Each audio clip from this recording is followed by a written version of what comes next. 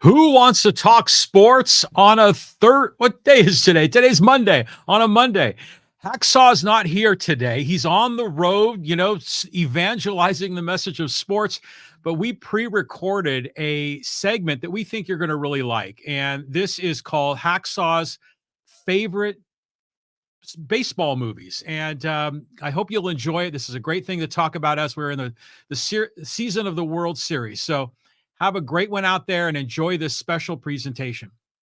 It's time to talk sports. It's Hacksaw's Headlines, a panorama of the world of sports, stories, comments, and opinions. Now, here's iconic sports talk show host Lee Hacksaw Hamilton and co-host John Riley. Who wants to talk sports? We do. From the Dixieline Lumber and Home Center Studios in San Diego, we welcome you to Hacksaw's Headlines. This is a bonus baseball podcast. Good afternoon, everyone. This is Lee Hacksaw Hamilton, along with my co-host, the baseball junkie, John Riley. Yes. We welcome you to bonus coverage, something very different on today's podcast. This podcast is brought to you by Dixieline Lumber and Home Centers, 9 stores to serve you in San Diego. If you've got projects summer into the fall, you're going to need materials. If you got projects and you're looking for ideas, they can be your best friend and consultant too. Dixieline Lumber and Home Centers. We're doing something really different with this bonus coverage today.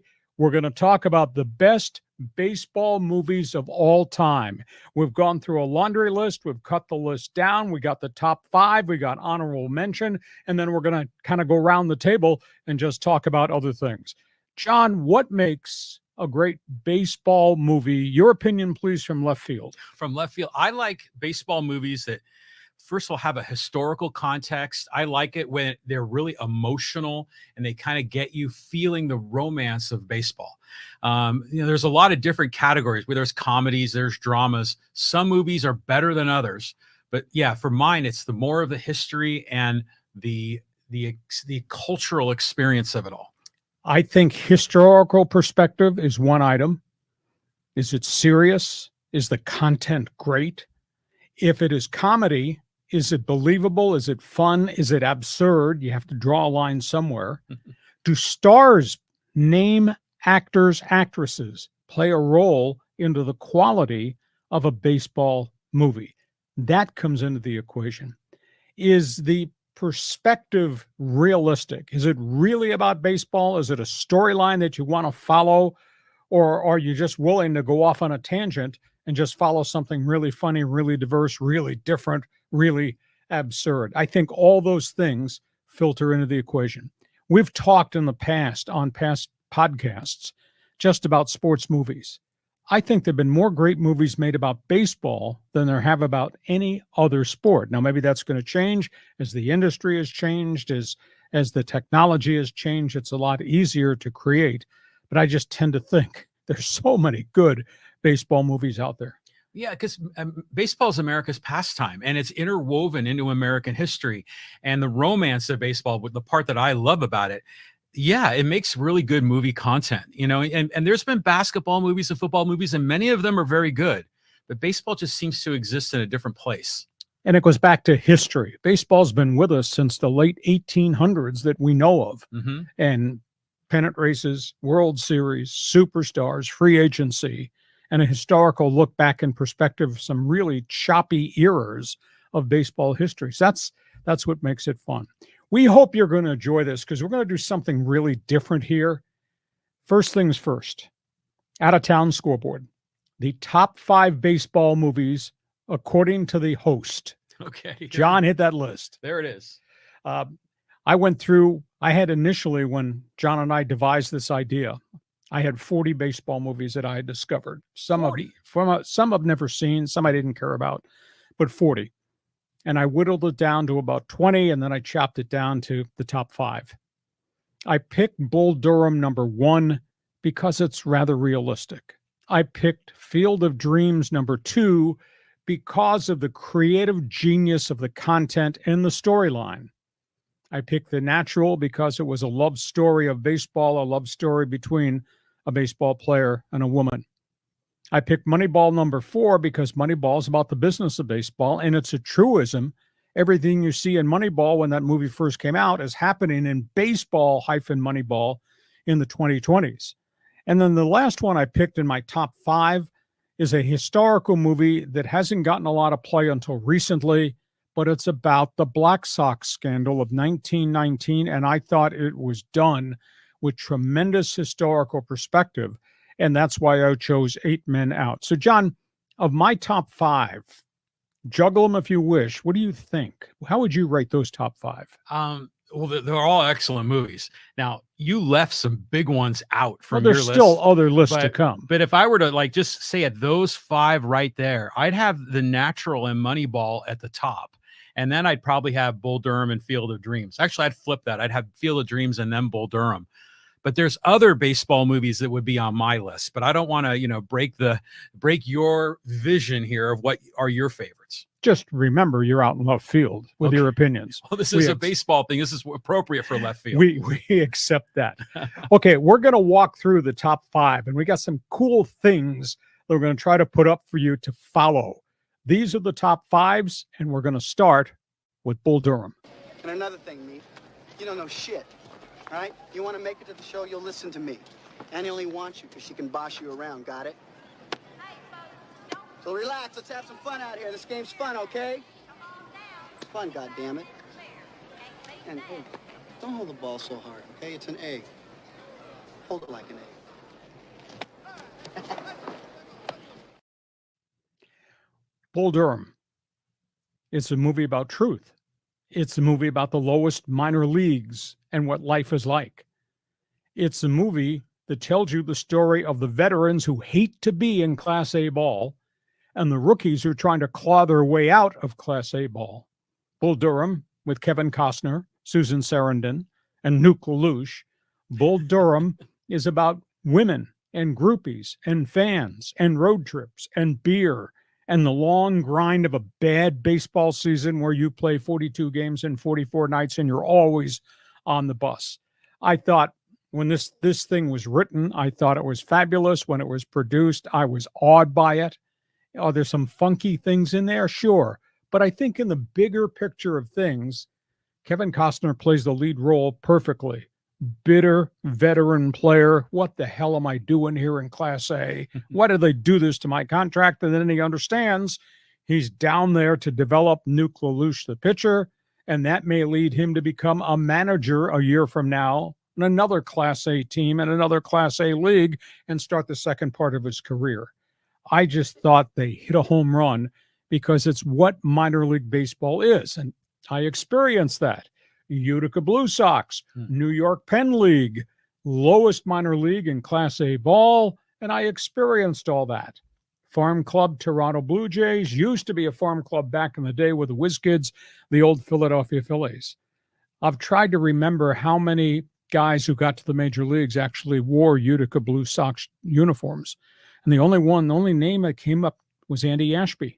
Oh, and wow. Andy had bounced around and he had come through, it might have been the Blue Jays system, but anyhow, he wound up obviously with the Padres and then moved on to other places.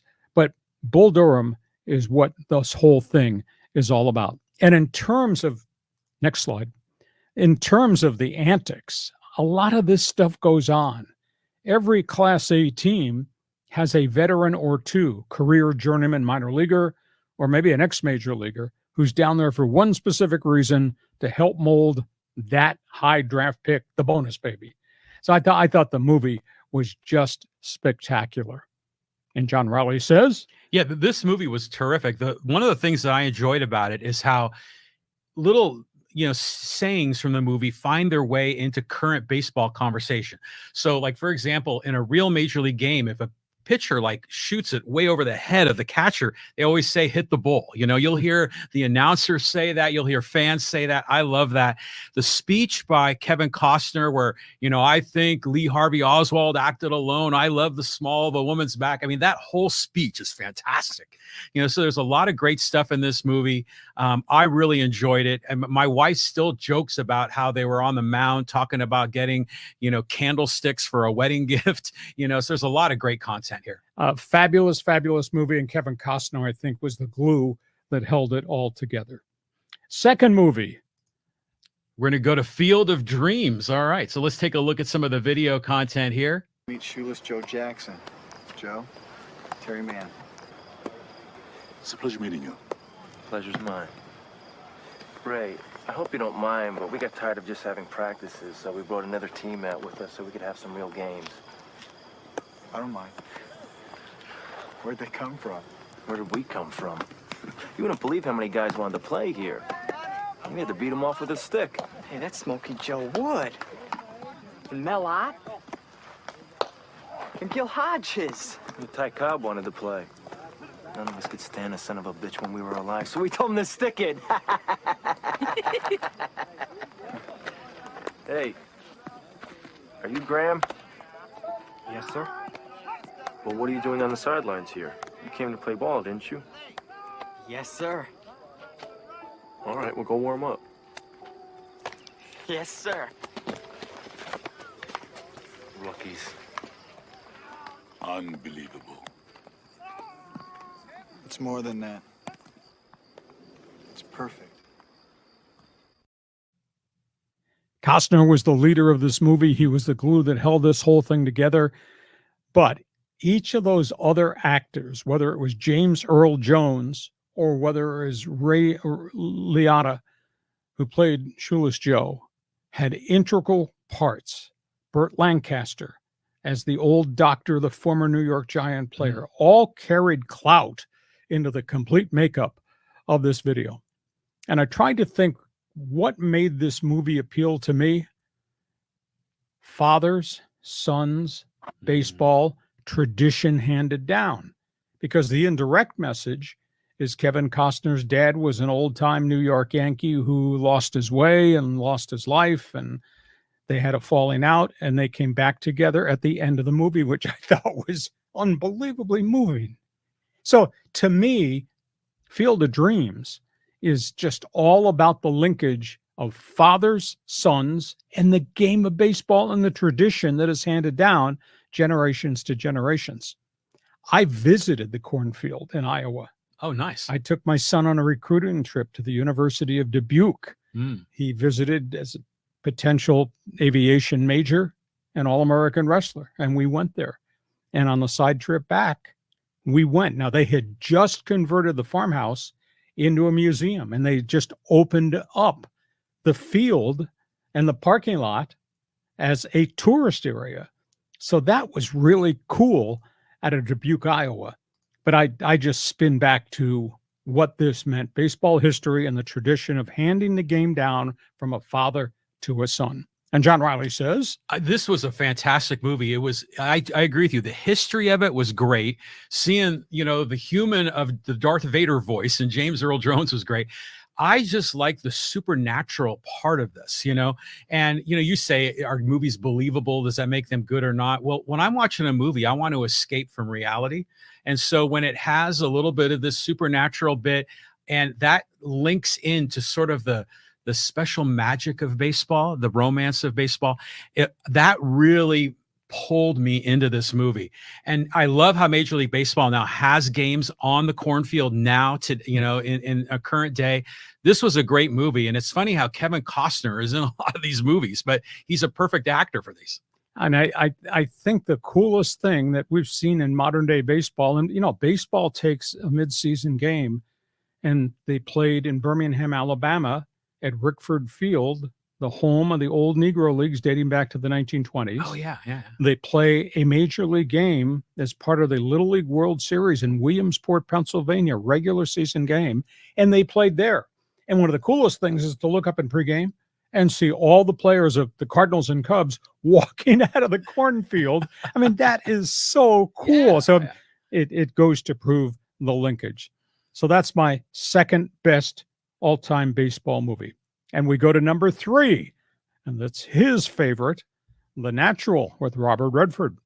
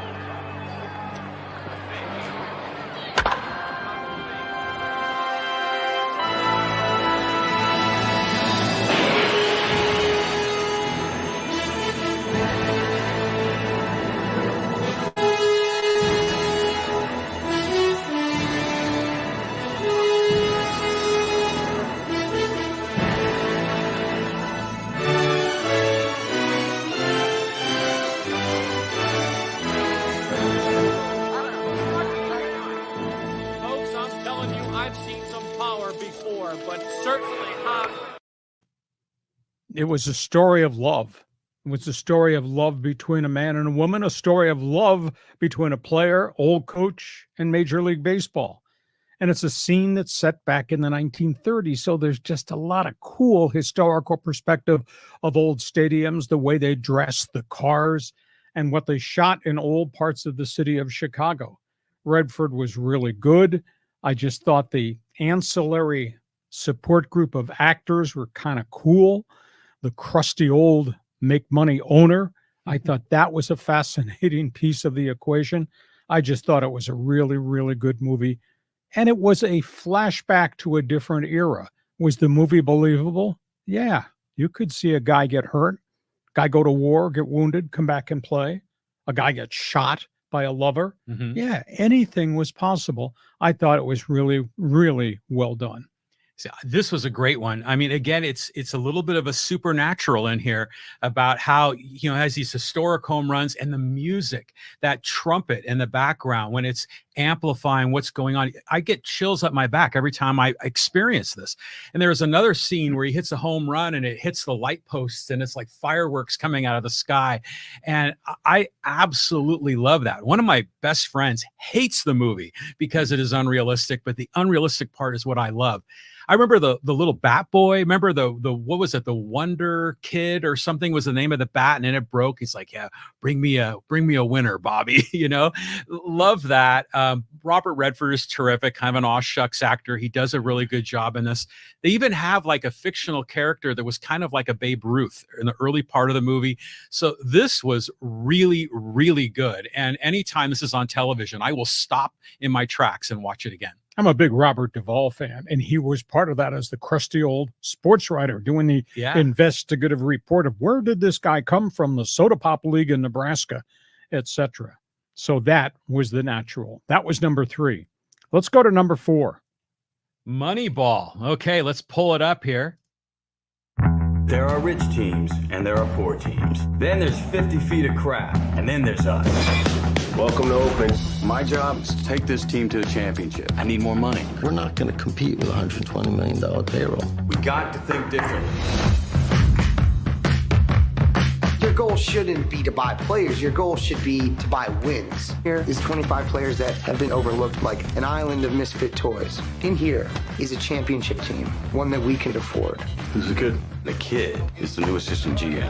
We're going to shake things up. Tell him. You want me to speak? We're not pointing you yet.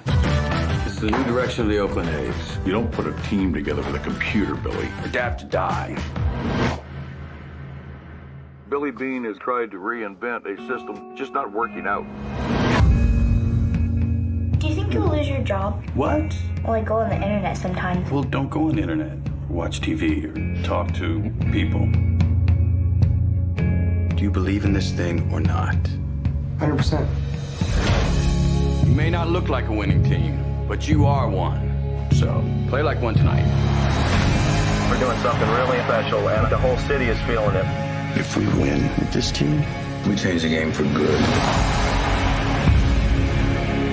This better work. I'm just kidding you. Moneyball. So good, so true. Most interesting thing, this movie was adopted off a book. I interviewed the author of the book, Michael Lewis, when he wrote it. 25 years ago, never ever imagining it would turn out to be a film. And Brad Pitt is a great actor. And this thing was devised based on Billy Beane, Oakland Athletics, with an unhappy manager, Art Howe, who could not show flexibility to an era that would start to change.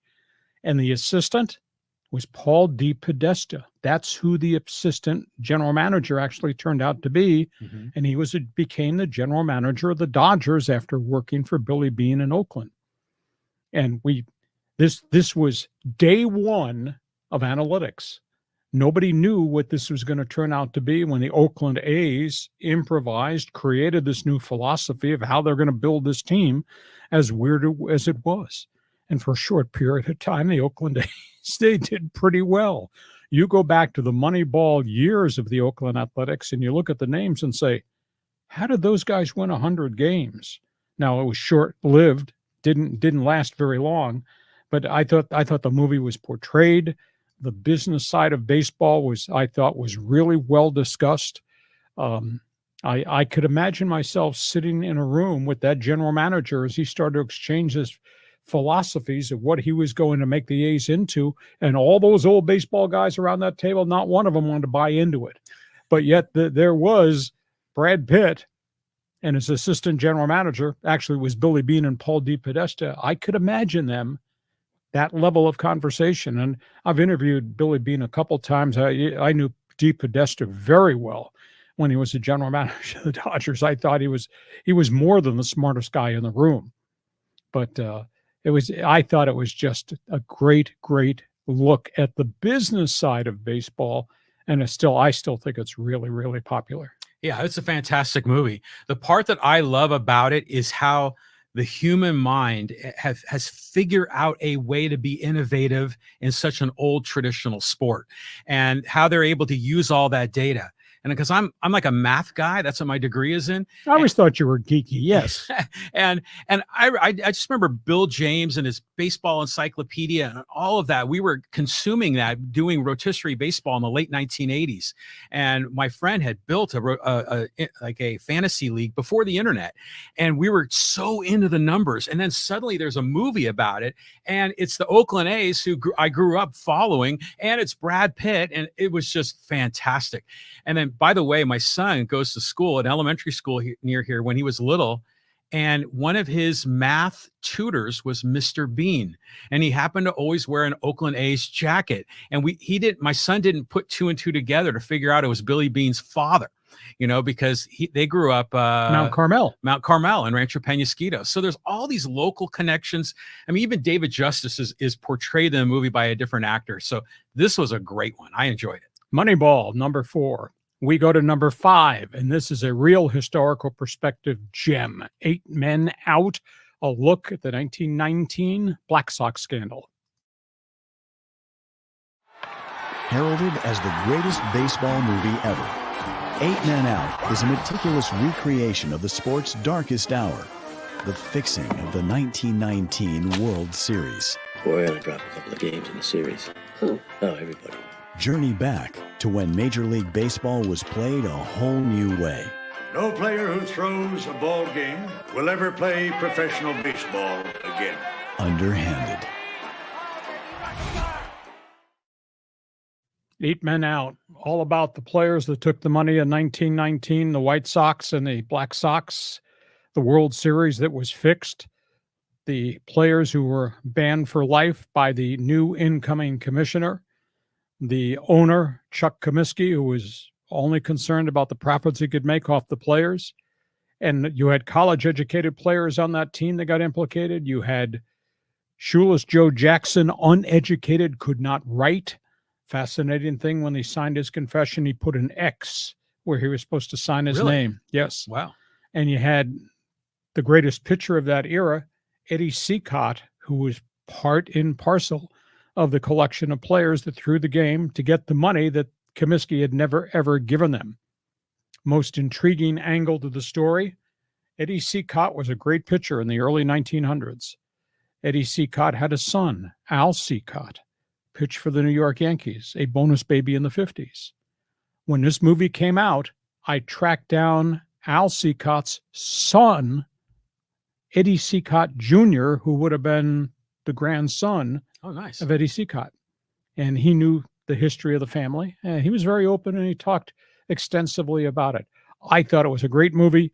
A lot of people don't know very much about the 1919 scandal. They should check it out. They do know who Shoeless Joe Jackson is, but at the end of the day, he was an innocent, uneducated bystander who happened to take money and went out and hit 365, and yet he still got banned. Now, all the other guys were the guys who created this with the gamblers to get kickbacks, and they all got screwed, and they all got taken out of baseball. I just thought it was an unbelievably true story portrayed in such a different era, and the historical video footage of old Comiskey Park, old Chicago, the courtrooms, the corruption, hit it. They hit a home run with this movie. I never saw this movie, and it's one always been on my list. I've never gotten to it, and I really like John Cusack, and I think Charlie Sheen is in this movie too. So they're actors that I really like. I just haven't seen it, but I know it's a great story, huge part of baseball history, and really we're seeing now all the gambling and sports coming back. I mean, it's more topical than ever. Yeah, David Strathorn is the one that played Eddie Seacott, who was the front man, who was the first one that, yes, I did, because of what they did to me. Yes, I did take the money. And then the dominoes fell and all the other guys were taken out. And the closing scene is so cool. It's in Hoboken, New Jersey, in a semi-pro game. And this had to be in the late 20s, just as the Depression was hitting. And some guy playing in right field for Hoboken in the semi-pro game is hitting home runs. And the fans in the stands say, "Who is that guy? I know that face. I've seen it in the newspapers." It was Shoeless Joe. And that's how the movie ends, with him playing semi-pro ball, bankrupt, no money, Hoboken. Amazing. Yeah. So, Mr. Netflix, dial it up when you got some spare time. I know. I got to go see this one. Okay. Those are our top 5. We hope you are enjoying this bonus podcast, the greatest movies in baseball. We get to halftime of this bonus podcast, brought to you by Dixie Line Lumber and Home Centers. 9 locations to serve you, regardless of what the project is. He built cabinets. You ought to see his man cave. We ought to do the show from his man cave, although I don't know we'd have enough room to put the computers and the cameras and the lighting in there. But he's got a man cave. I went and got windows and doors for my house from Dixie Line Lumber. These are special people. You got projects, whether it's a man cave, whether you're renovating the kitchen, you're going to put new shelves in somewhere, do stuff in the bedroom, do stuff out on the patio. You need to talk to these people because they hit home runs too in their business, Dixie Line Lumber.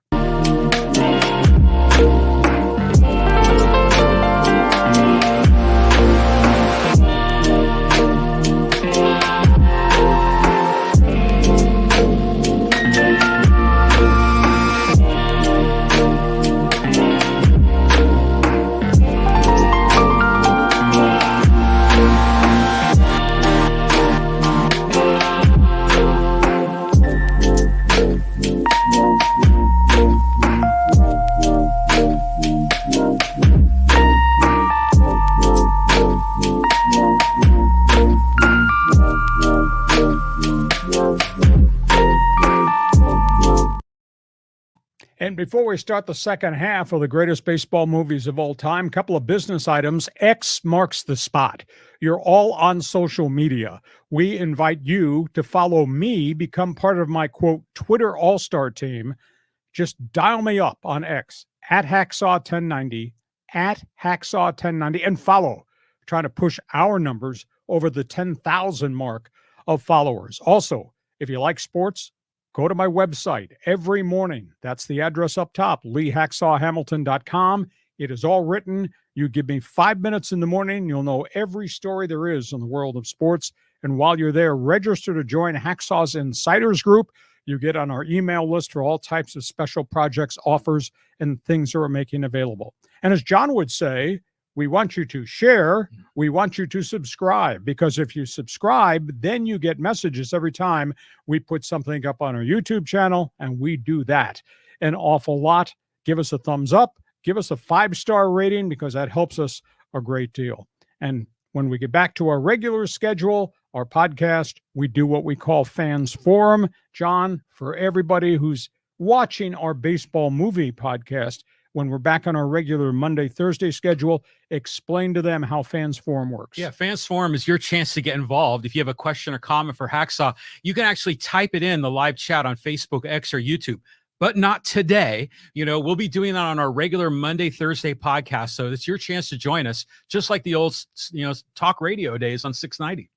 On we go to the second half of baseball's greatest movie. You've just seen the top 5. I'm sure you got different opinions. We tried to come up with another category, and I came up with what we call honorable mention. And these are a wide variety of really good videos that didn't quite make the top.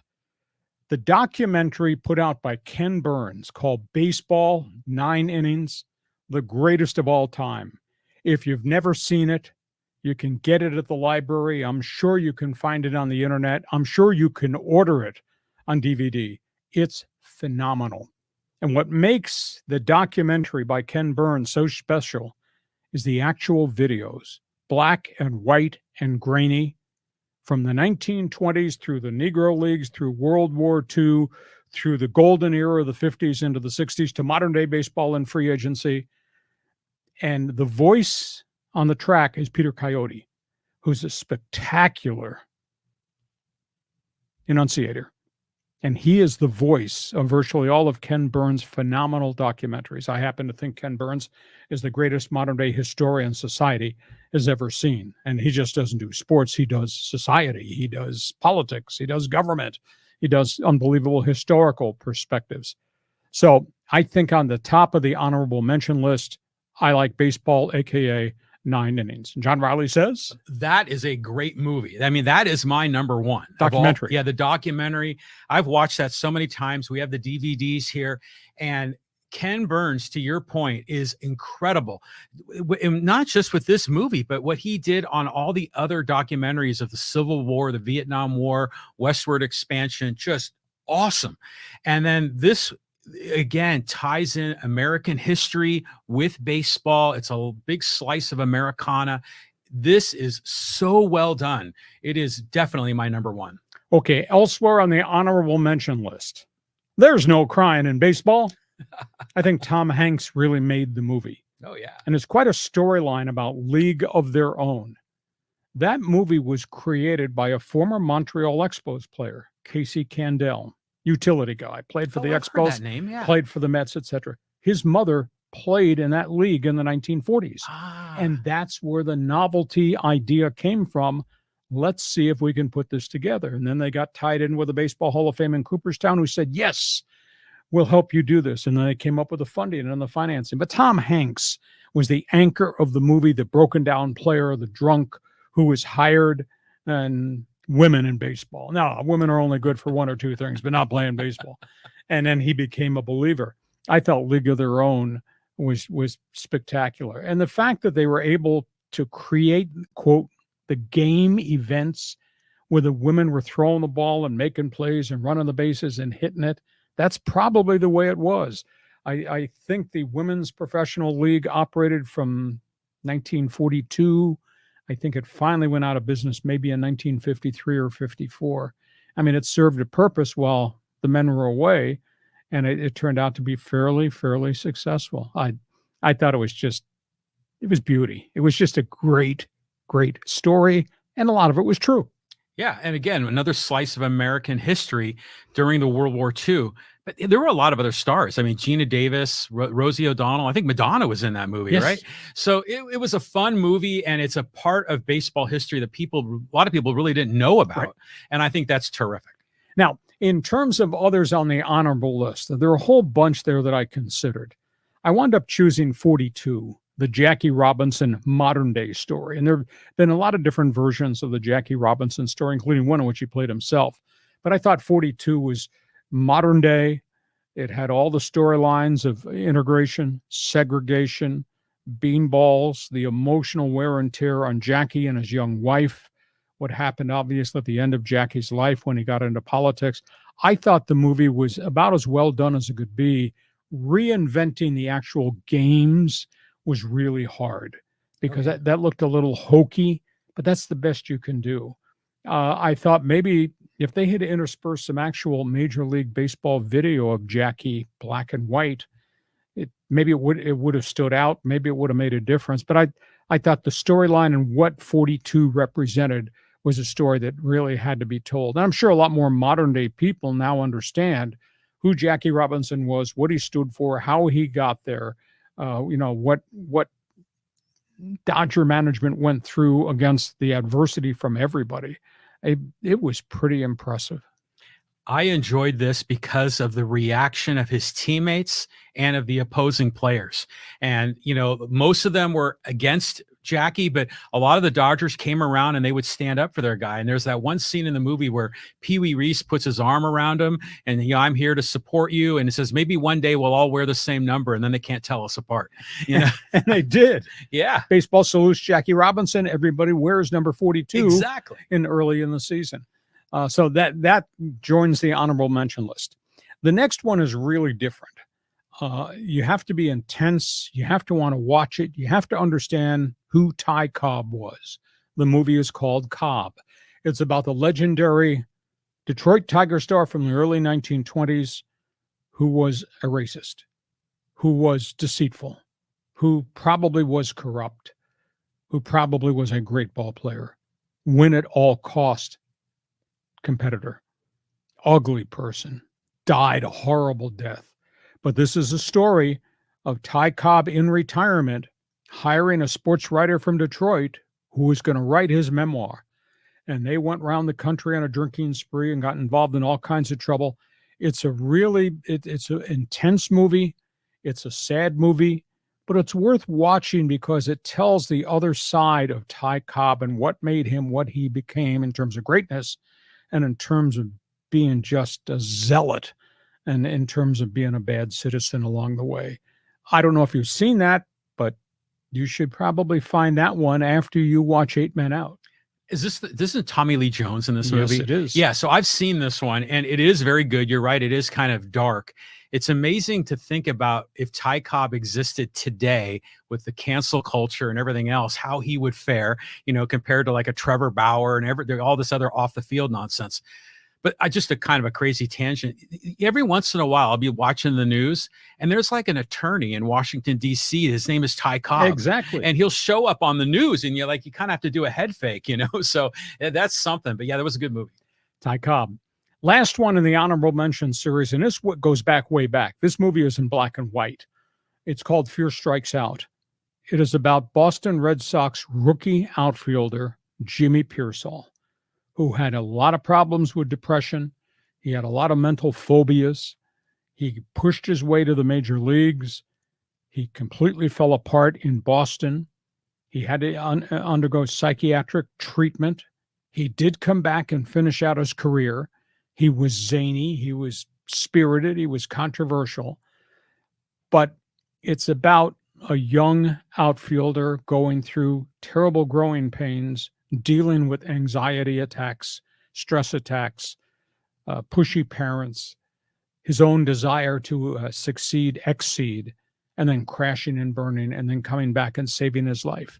He turned out to be a pretty good Major League Baseball player. After this stretch of time with the Red Sox, he went on to the Cleveland Indians.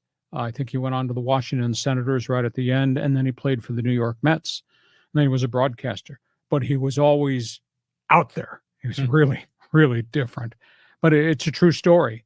And it's the first time I've ever seen a story where they actually touched the hot button topic of mental illness. Very well done, black and white. Yeah, so that's probably what, from the 1950s, Yes. maybe? I've never seen this movie, but I'm going to look it up. So those are the honorable mentions. Now we move to the next category, and we hope you're enjoying this bonus podcast on baseball movies, the best of all time. There's fun movies, there's serious movies, there's crazy movies, etc. We had to have a different category. Bad News Bears. I mean, Walter Matthau as the manager, and Tatum O'Neal, Yeah.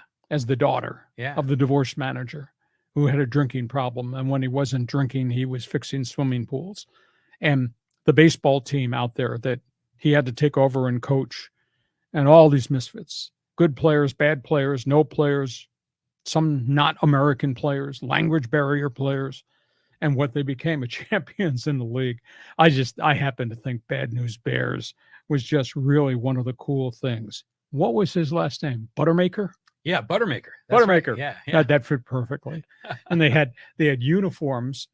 Little League Baseball had uniforms with sponsors' names on the back, and somehow Buttermaker went out and got sponsorship from Bob's bail bondsman. It was Chico's bail. Chico's bail bondsman. So that was really cool. And you sit there and laugh and you say, no, that couldn't happen. Well, it did in the movies. And Buttermaker, I thought, was the glue that really held that thing together because he was so offbeat and so ornery and so disheveled. And that's what his whole roster was, too. Did you like it? Oh, yeah. And I was a kid. I think this movie came out in the mid-'70s. So I was playing Little League. And I'm like, oh, my God, there's a movie about this. and yeah, Walter Matthau is great. I remember Kelly Leak was the center fielder, the punk on the motorcycle. Yeah, smoking cigarettes. Yeah, smoking cigarettes. And he would play center field. He would cover the entire outfield.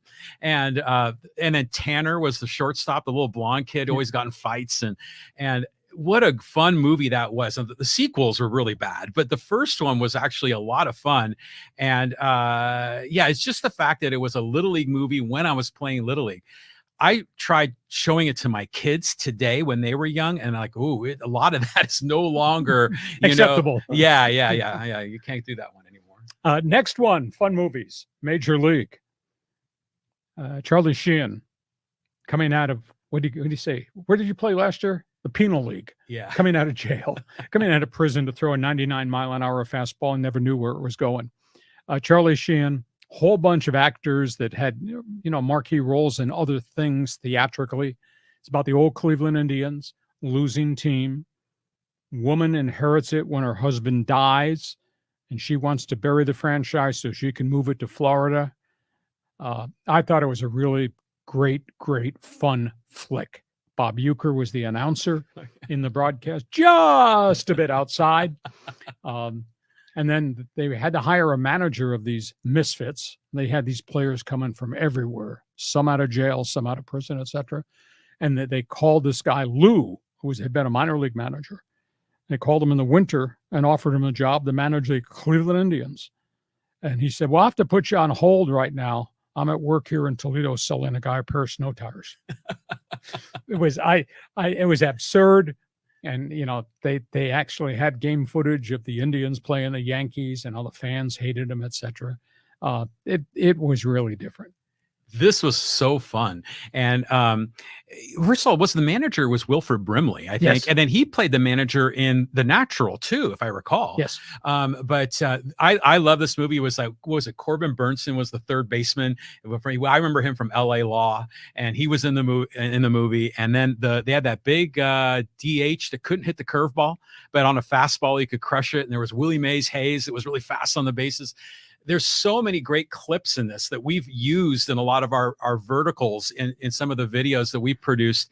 This, it is corny, it is funny, but I just always have enjoyed this one. Yeah, you had the Caribbean Latin American player who practiced voodoo in the clubhouse. Yeah. He was the one that could hit the fastball but had no clue on the curve. You had the old aging pitcher who was a Bible thumper, who was walking around with a Bible in the clubhouse, praising the Lord and saying, come to prayer group. And players, no, his guy's smoking joints. And you had Willie Mays Hayes. Well, then it was the manager came out. He goes, well, if we win 2, that's 2 in a row. If we win 3, that's a winning streak. I just think it's fantastic. Great movie. Major League. This is a historical movie, Pride of the Yankees. It is the Lou Gehrig story about his legendary career coming out of Columbia University. Gary Cooper was the star. Black and white. Not a lot of great baseball scenes that are believable, but these incidents all happened, and how he was a great player, and then he became ill, and they didn't know what he had. He had to pass the torch. He walked off the field when he couldn't play anymore, and obviously he died. But it was a very honest, sincere movie about a piece of history that everybody to this day, and of course Major League Baseball has become a big backer of fundraising for ALS, aka Lou Gehrig's disease. It's worth the watch. It's not corny, it's very serious, but it's from a very, very different black and white era. I've seen clips of this, and there's that one classic, or I consider myself echo, the luckiest man on the face of the earth. And that happened. And that's cool. And it is. It's a great time in baseball history. The next one, another New York Yankee story. A lot of people haven't seen it. I stumbled across it by accident. I've watched it multiple times. It's with a young Robert De Niro. Oh, wow. Very early in his career. This is before he played Raging Bull and before all the other great things. He played a young catcher in the Yankees organization who got to the major leagues and got sick. He got leukemia. It's called Bang the Drum Slowly. And it's following him during a season in which he's about to die. And he's on the Yankee roster. He's a backcountry guy from Kentucky. He's got a big twang. You can hardly understand what he talks about. It was really well done. I think the pitcher on the Yankees who became his best friend was Michael Moriarty, I believe. So it didn't get a lot of national play, but if you're an old-time baseball fan, it's kind of like Fear Strikes Out. It's worth watching. Robert De Niro, Bang the Drum Slowly. Never seen it, but I've heard a lot of people comment on this movie as one of the best. Last one. And then we could have put 20 more up here. Oh, yeah. Angels in the Outfield. Yeah. All the kids, the young ball players, the organization. Some of it was believable. Some of it was kind of Hollywoodish. It was okay. I kind of liked it. Well, that's the one where Reggie Jackson pulled a gun on Queen Elizabeth, right? There's a lot of crazy stuff here. In fact, there's a lot of movies like this with kids and major league players where the kid is either a manager, a general manager, a pitcher. There's a lot of movies like that. This was one of the really good ones, and it was a lot of fun. Okay, so those are the fun movies kind of finishing out our list. So John Riley from left field, did I miss anything? Are there any that you want to post up there on Riley's special list? I made my list. So we've gone through a number of them. My favorites, number one is the Ken Burns documentary. Right. The Natural is 2. Moneyball is natural because of the supernatural part of it. The Moneyball because of the innovative mind and the statistics. I love that part of it. The Bad News Bears is my number 4 because it was so impactful for me as a kid. Field of Dreams, again, the supernatural part of it I enjoyed. My honorable mention had The Rookie, which is the one with who was that guy? Dennis Quaid, left-handed pitcher, Tampa Bay. True story. Yes, and then there's the one where he's throwing the ball and with a radar gun that the CHP used on the side of the freeway, and it flickered, and it was actually 90-something miles per hour. That was a great movie. Major League's on my honorable mention. So is The Sandlot, which I think is a fun movie with kids. And then I had 42, and then I have my own fun list. And it's kind of a weird one. You're coming from left field. I would accept that. From left field. Have you ever seen the episode of Mr. Ed where Mr. Ed and Wilbur go to the Dodger Stadium and Mr. Ed bats in a practice? It is hilarious. And he holds the bat in his mouth and he hits the ball to the wall at Dodger Stadium. And then Mr. Ed runs the bases and slides home. And the slide home is hilarious. So I love that. I like just when you see little pieces of baseball. And the other one, the final one on my fun list, and it's a subtle thing, is I really enjoy a lot of the Star Trek TV shows. And on Star Trek Deep Space Nine, Commander Sisko, who runs the space station, on his desk, he has a baseball. And at that point in time in the future, the year 2400, whatever, baseball is extinct. But he loved the history of the game, and he tried to teach his son the game, but it was when the game didn't exist. And there's one episode where on some planet, they're playing the game, and he got a chance to actually play it for real. And I just thought that was a neat thing to kind of blend into a science fiction show. One movie that I thought about, but there were too many names. I couldn't list everything. Billy Crystal did a baseball movie. Was that 61? 61 with the asterisk. Yeah. It was kind of hokey. It was all about Mantle Maris breaking of the record in the 1960s, what the commissioner did to them, etc. But it didn't get a lot of national recognition, which kind of surprised me along the way. But that another good baseball movie. Well, Andy Strasberg was a consultant for that one. Exactly. Former Padre executive. And just movie junkie. Just baseball, everything. This guy has lived a life of baseball and a huge friend and family friend of Roger Maris. So he had all that insight, and he actually got to play a role in that movie, which I thought was really special. I'd love to go to his man cave because it probably put your man cave to shame. Oh, yeah. It's a whole other level. Hey, listen, we hope you have enjoyed this bonus podcast, the best baseball movies of all time. It's a grand old game. Fathers passed it on to sons. Sons pass it on to their kids. That's what has made baseball really, really great. We hope you have enjoyed This bonus podcast has been brought to you by Dixie Line Lumber and Home Centers, 9 stores in San Diego to serve you. John, this has been fun. We're going to follow this one up. We're working on another project, the best football movies of all time. That's still to come. Yeah, there's 2 longest yards. There's a ton to go into football. We thank you for joining us. Hope you enjoyed the greatest baseball movies of all time on our podcast on Hacksaw's Headlines. Thanks for being with us. Join us again for Hacksaw's Headlines on YouTube, Facebook, and Twitter. And find the audio version on your favorite podcast apps. For more content, go to LeeHacksawHamilton.com.